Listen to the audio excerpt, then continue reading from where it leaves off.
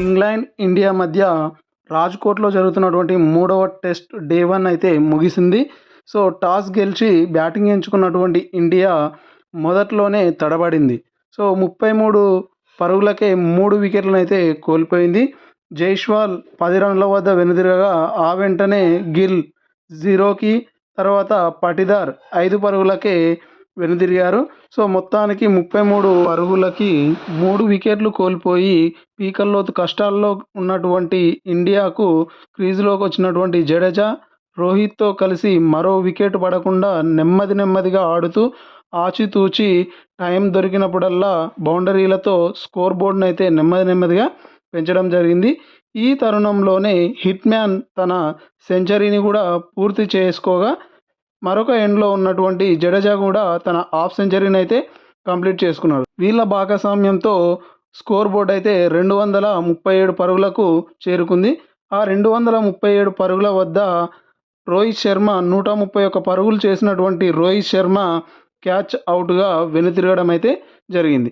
So hit man వెనుతిరిగిన వెంటనే అరంగేట్రం మ్యాచ్లో యువ బ్యాటర్ అయినటువంటి సర్ఫరాజ్ ఖాన్ క్రీజ్లోకి వచ్చిన వెంటనే ఇంగ్లాండ్ బౌలర్లపై అయితే విరుచుకుపడ్డాడు. వన్డే తరహాలో మ్యాచ్ని అయితే ఆడడంతో పాటు 48 బంతుల్లోనే తన హాఫ్ సెంచరీని అయితే పూర్తి చేసుకోవడం అయితే జరిగింది.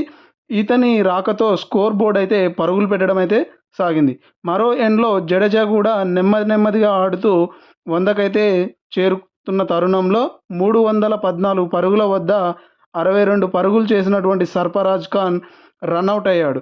సో రన్అట్ అయిన తర్వాత క్రీజులోకి వచ్చినటువంటి కుల్దీప్తో కలిసి జడేజా తన 100 పరుగులను కూడా పూర్తి చేసుకోవడం అయితే జరిగింది. సో మొత్తానికి హిట్ మ్యాన్తో పాటు జడేజా కూడా సెంచరీని అయితే పూర్తి చేసుకున్నాడు.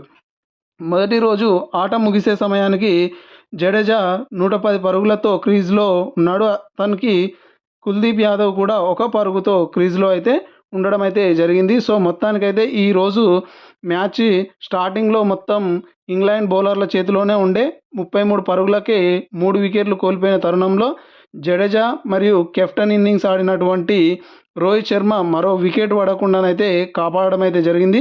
దాదాపు 200కు పైగా 204 పరుగుల భాగస్వామ్యాన్ని అయితే వాళ్ళైతే చేయడం అయితే జరిగింది 4వ వికెట్కి. హిట్ మ్యాన్ తన సెంచరీని పూర్తి చేసుకొని 131 పరుగుల వద్ద వికెట్ కోల్పోగా ఆ వెంటనే వచ్చినటువంటి యువ బ్యాటర్ పరుగుల వరదనైతే పారించడం అయితే జరిగింది. కేవలం 66 బంతుల్లోనే 62 పరుగులు చేసి అవుట్ చేయడం అయితే జరిగింది. సో మొత్తానికి ఈరోజు ఆట ముగిసే సమయానికి 326 పరుగులు అయితే చేసింది 5 వికెట్ల నష్టానికి. ఇది థర్డ్ టెస్ట్కి సంబంధించి డే 1కి సంబంధించినటువంటి ఇన్ఫర్మేషన్. ఓకే ఫ్రెండ్స్, ఇది ఈ వీడియో. మరి ఈ వీడియో కనుక మీకు నచ్చినట్టయితే తప్పకుండా లైక్ చేసి మీ యొక్క ఫ్రెండ్స్ తోటి షేర్ చేసుకోండి. Thank you for watching.